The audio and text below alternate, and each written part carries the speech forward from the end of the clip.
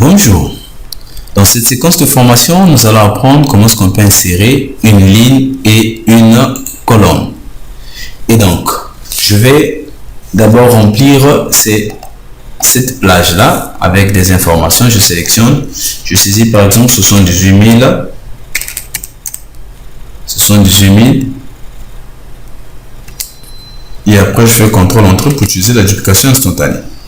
Voici ma base de données par exemple.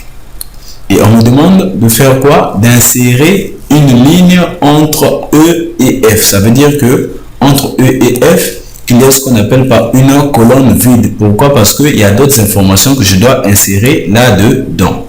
Qu'est-ce qu'il faut faire? Entre E et F, je viens cliquer sur F.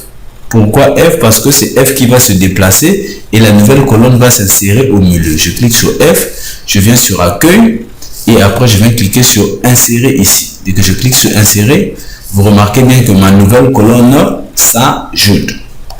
Si je veux encore insérer une nouvelle colonne entre D et E, je dois cliquer sur E, je clique sur insérer, la nouvelle colonne aussi s'ajoute. Là je fais autant, je clique ici sur I pour décaler I et créer une colonne vide. Je viens cliquer sur insérer ici, la nouvelle colonne s'affiche. Maintenant, on peut aussi toujours viser ce qu'on appelle par la duplication instantanée. Je sélectionne ici, j'appuie sur CTRL, je sélectionne encore là, toujours la main sur CTRL, je sélectionne encore ici.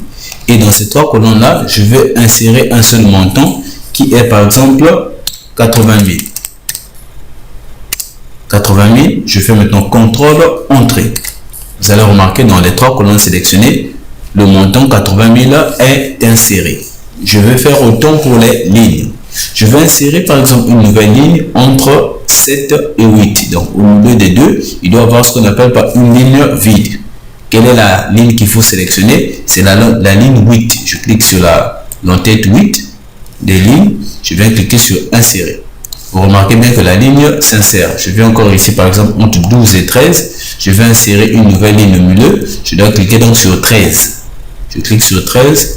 Et après, je clique sur insérer. Maintenant, il y a des cas de figure où on vous dit d'insérer une ligne, mais sans pourtant bouger la colonne précédente.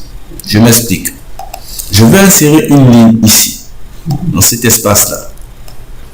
Donc, cette colonne-là ne va pas bouger. Le reste des trois colonnes-là ne bouge pas. Mais ce n'est que les trois là qui vont bouger. Les informations qui sont là vont descendre et on aura de l'espace vide ici. Qu'est-ce qu'il faut faire? Je sélectionne juste cette plage là, ça veut dire que je montre à Excel le gabarit ou la zone qui doit insérer ma ligne. Et après, je viens sur insérer ici. Vous remarquez bien que les trois autres colonnes n'ont pas bougé, mais l'insertion s'est faite juste sur cet espace là. Je vais faire autant ici. Je vais insérer une ligne au milieu là. Je sélectionne, je clique sur insérer. La ligne s'insère tout simplement là, mais là, c'est toujours normal. OK? Donc là, nous venons de voir comment est-ce qu'on peut insérer une ligne et une colonne. Si cette vidéo vous a plu, je vous prie de vous abonner à notre page YouTube Excel pour les nuls pour être informé d'autres vidéos. Merci.